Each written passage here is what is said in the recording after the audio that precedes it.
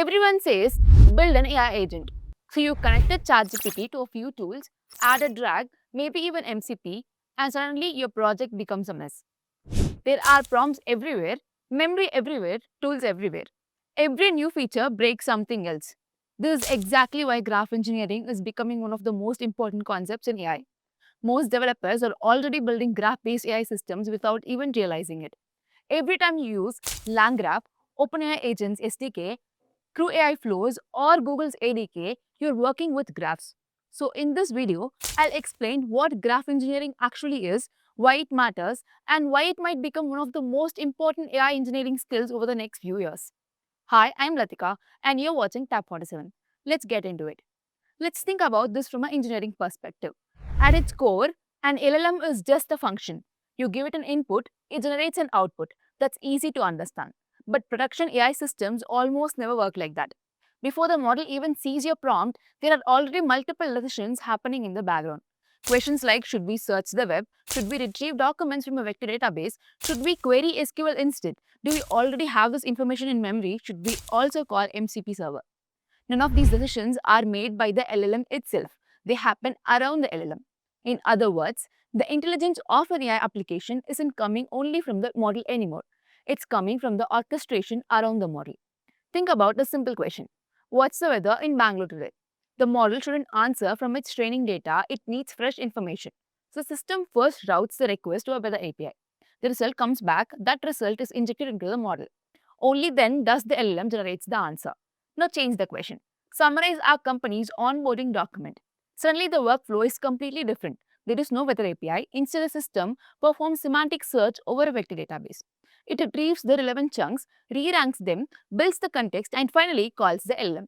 Same user, same model, completely different path execution. That's the important part. Modern AI applications don't follow one fixed pipeline.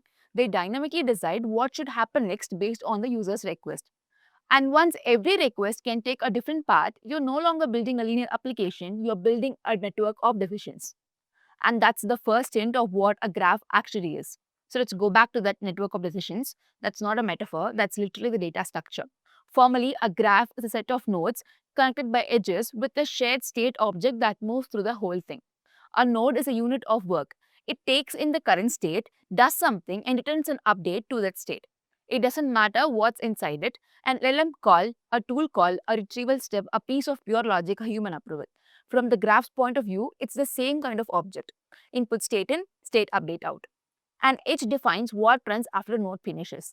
There are two kinds you need to know. A normal edge is fixed. Node A always goes to node B. No decision involved. A conditional edge is a function. It looks at the current state and returns the name of the next node to run. This is where the routing lives. Not inside the LLM's response, not inside a prompt. It's an explicit function whose only job is deciding, given this state, where execution goes next. And state is the only object every node reads from and writes to. In practice, it's usually a typed structure like a dictionary, a data class, or a schema with fields like messages, retrieved context, tool outputs, and whatever intermediate decisions the graph has made so far. That's the entire primitive set. Three things. Everything else in graph engineering is what you build with them. Now here's the part that actually separates graph engineering from a normal flowchart. You already know branching from regular programming. If this, do that, else do other thing. That's not new. What is new is that these graphs are allowed to continue cycles. A node can route back to itself or back to an earlier node. The execution doesn't just move forward, it can loop. This matters because of how agents actually behave. Think about a tool calling agent. It gets a request, calls a tool, gets a request, and then decides if that's enough to answer it or it needs another tool. That's a loop. Model to tool that only exists once a condition is met. If your graph can only move forward, you can't represent that. You have to hardcode a fixed number of tool calls, which breaks the moment of a real task needs 5 instead of 2. So graph engineering distinguishes between two shapes. A DAG, a directed acyclic graph, has no cycles. Every path eventually terminates. This is used for fixed pipelines, great for retrieval pipeline, embed, search, re-rank, generate. Always that order, always terminates. And a cyclic graph allows loops with an explicit exit condition. This is what agent frameworks are actually built on. The loop keeps on running, think, act, observe until a conditional edge decides the task is done and routes to an end node instead of back into the same loop.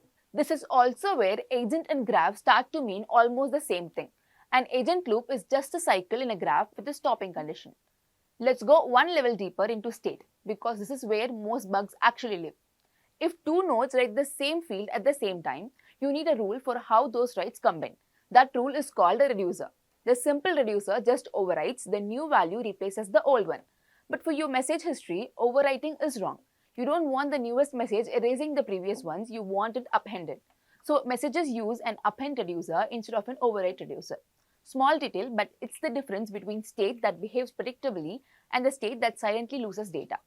The second piece is persistence. Because state is a structured object, it can be checkpointed, saved after every node runs, not just at the end. That buys you fault tolerance. If your process crashes at step 3 of 6, you resume from step 3 instead of restarting. And it buys you clean interruption. If a node needs human approval before continuing, the graph can pause there and resume later from that exact checkpoint. None of this exists if state is just a few variables floating around inside a function. It exists because state is a first-class object the graph engine manages. One more mechanic, because execution doesn't have to be one node at a time. A single node can route to multiple nodes at once, called a fan-out. Say a request needs to check 3 data sources. Instead of querying them one after another, the graph dispatches to all 3 in parallel, and each writes its result into state independently. Then a fan-in mode waits until all 3 branches finish before continuing. And this is where reducers matter again. Since 3 parallels write to the same state object need a clean way to merge. At a larger scale, a graph can contain another graph inside a single node. That's a subgraph. It lets you treat a whole self-contained flow like an entire retrieval pipeline. As one node inside a bigger orchestrating graph, this is how multi-agent systems are actually structured. A top-level orchestrator where each agent is really a subgraph within its nodes, edges, and local state. Same 3 primitives the whole time. Nodes, edges, state. They just scale from single flow to a loop to a parallel branch to a nested system. Here's why this matters practically, and it connects back to the mess from the start of this video. If you build all this, branching, loops, parallel calls, checkpointing without any explicit graph structure, you end up recreating it by hand. Loops become recursive calls with manual exit conditions. State becomes a dictionary muted in 5 different places. Checkpointing becomes a database write you only remember to add after something breaks in production once. The failure isn't that this is impossible to build manually. It's that the structure stays implicit, living in your head and in your scattered code instead of in one place you can look at. So when you add a 4th data source, you're not adding one clean piece, you're touching every place where every control flow and state secretly depend on each other. That's what frameworks like LangGraph, CrewAI Flows, ADK, and the Agents SDK are actually standardizing. Not new intelligence, just an explicit place for the node, the edge, and the state, so the structure you're already building lives in your code instead of your memory. Quick honest caveat, none of this is free. If your system is one prompt and one tool call with no branching and no looping, you don't need a graph, you just need a function. A conditional edge with one condition is just an if statement wearing a costume.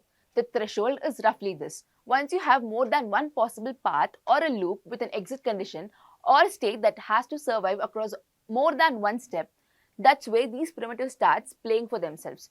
Below that line, it's structure that you don't need it. So to bring it together, a graph in this context is nodes doing work, edges deciding what runs next including looping back, and one governed state object carrying results through all of it, with reducers defining how updates merge and checkpoints making the whole thing resumable.